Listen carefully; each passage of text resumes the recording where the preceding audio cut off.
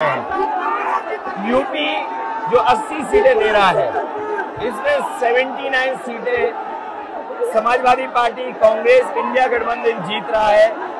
एक जो क्यूटो है उसमें हम और आप लड़ाई में हैं। और इस बार क्यूटो नाम कैसे जापान वाला ही है ये क्यूटो, क्योंकि जो प्रधान सांसद हैं उन्हें सपना दिखाया था काशी के लोगों को कि दुनिया की सबसे बेहतर सिटी बनेगी क्यूटो।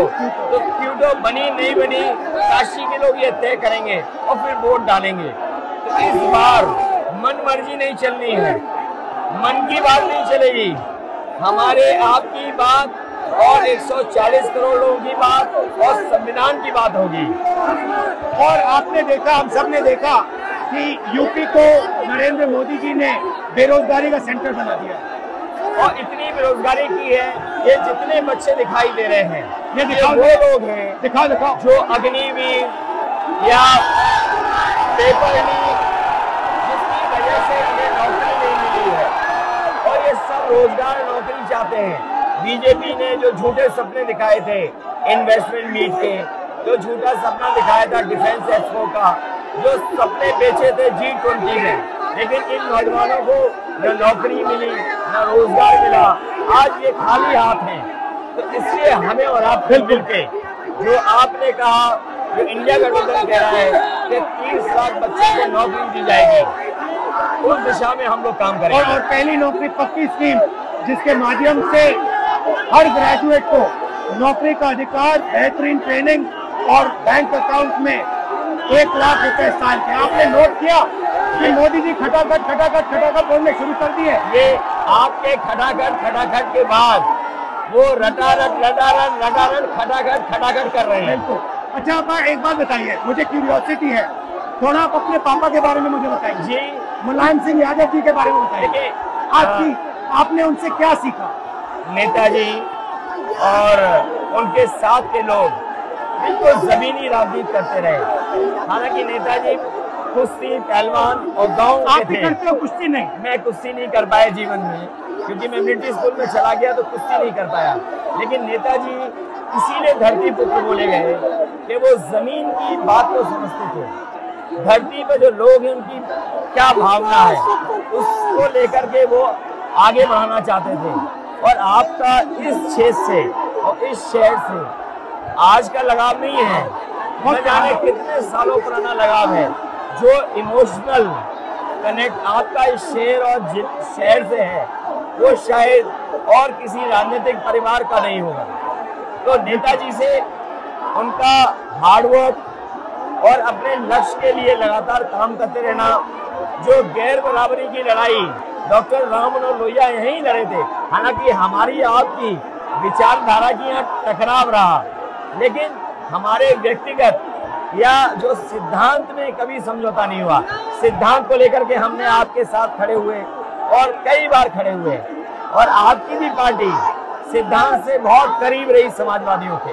बट मुझे लगता है कि अब एक नई तरीके की पार्टनरशिप बन रही है, क्योंकि जो इस बार हमारा कोऑपरेशन है, शायद पहले ऐसा कोऑपरेशन नहीं हुआ। मतलब बिल्कुल सब जुड़ गए। सबसे अच्छा ये है कि जितना उन्होंने कहा 2 लड़कों की जोड़ी, उतना युवा आपसे, हमसे, इंडिया गठबंधन से और जुड़ गया। तो ये नेचुरल अलायंस है, और नेचुरल अलायंस इसलिए लोग महसूस कर रहे हैं कि वो चाहते हैं कि नौकरी और रोजगार मिले, नौकरी और रोजगार मिले। तो ये बड़ी भावना है कि हमसे आपसे ये यूथ कनेक्ट कर रहा है। सबसे बड़ी बात, महंगाई की चोट सबसे ज्यादा इन लड़कों को लगती है। हमारी थिंकिंग है और आपकी भी है कि ये जो 22-25 लोगों को नरेंद्र मोदी जी ने पूरा का पूरा धन पकड़ा है, उसको ठीक करने के लिए जो हमारे युवा हैं, माताएं बहनें हैं, उनको डायरेक्ट बैंक अकाउंट में पैसा देना। देखिए, ये जो लोगों के पास पैसा पहुंचने से जो अर्थव्यवस्था को लाभ मिलेगा, मैं समझता हूँ इनका भाग्य में बनेगा और देश की अर्थव्यवस्था ही बेहतर होगी। ये जरूरी स्कीम है कि इनके अकाउंट में पैसा पहुंचे, जिससे थोड़ा बहुत जीवन स्तर इनका भी अच्छा हो। नरेंद्र मोदी जी डिबेट से क्यों डरते हैं? क्योंकि वो सच का सामना नहीं करना चाहते। पूरा उनका झूठ का गुब्बारा है। वो बीजेपी और बीजेपी के लोग मन मर्जी से चलते हैं, अपनी मर्जी से चलते हैं, और उनको लगता है कि डिस्कशन की कोई जरूरत नहीं है क्योंकि वो सब कुछ जानते हैं। डेमोक्रेसी में जितना डिस्कशन होगा, जितने विचार एक दूसरे को हम सुनेंगे और एक दूसरे पे भरोसा करेंगे, उतना हमारा लोकतंत्र मजबूत होगा। ये बीजेपी के लोगों ने न केवल हमारी जान को खतरा पैदा किया है, बल्कि लोकतंत्र को भी और संविधान को भी खतरा पैदा कर रहे हैं। और इसका नतीजा दिख रहा है कि चाइना हमारी जमीन के अंदर आ रहा है, आ गया, ये बेरोजगारी बढ़ती जा रही है, जो प्रोडक्शन होता है वो नहीं हो रहा है, और पूरा का पूरा एक्सटॉर्शन, ईडी, सीबीआई, ये लोग मतलब एक्सटॉर्ट कर रहे हैं। कई बार सुनने को मिल रहा है और सरकार स्वीकार नहीं कर रही है, लद्दाख की हमारी सीमाएं सुरक्षित हो गई, और अरुणाचल के आसपास या सीमा जो चीन से छू रही है वो बहुत असुरक्षित है।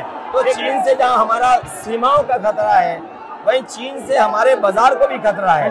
तो कहीं ना कहीं हम लोगों को अपनी मैन्युफैक्चरिंग इकोनॉमी और मैन्युफैक्चरिंग इकोनॉमी को बढ़ावा देना पड़ेगा। और ये जो स्कीम्स है, पहली नौकरी पक्की और महालक्ष्मी, ये मैन्युफैक्चरिंग सिस्टम को, इकोनॉमिक सिस्टम को जंप स्टार्ट करने के तरीके हैं। ये बहुत अच्छा जंप स्टार्ट होगा। इसको अगर फोकस होकर के आईआईटी, पॉलिटेक्निक, इंजीनियरिंग कॉलेजेस को, इन सबको इकोसिस्टम में ला करके, मैं समझता हूँ युवा नौजवानों को अच्छी नौकरी और रोजगार मिल पाएगा। और हमारा लक्ष्य है कि सब, हर जात को भागीदारी मिले, स्पेस मिले, हर इंस्टीट्यूशन में, बिजनेस में, एजुकेशन के सिस्टम में। तो वो हमारा, हम दोनों का लक्ष्य है। बिल्कुल। और क्योंकि जो बात सभी दल कहते थे, आज इंडिया गठबंधन कांग्रेस भी कह रही है कि सामाजिक न्याय जरूरी है, जाति गणना जरूरी है। देश के लिए ये बड़ी चीज है। जो दुनिया में अमेरिका है, यूरोप है, अपने उन लोगों के लिए जो पीछे छूट जाते हैं, उनके लिए कुछ काम करते हैं। तो हमारा जो देश जाति के आधार पर पिछड़ा है, तो इसको आगे बढ़ाने के लिए ये बड़ी भूमिका होगी इस बार। बहुत अच्छा लगा, अच्छी बहुत अच्छी मीटिंग है। मुझे लगता है कि ये यूनिक मीटिंग है क्या?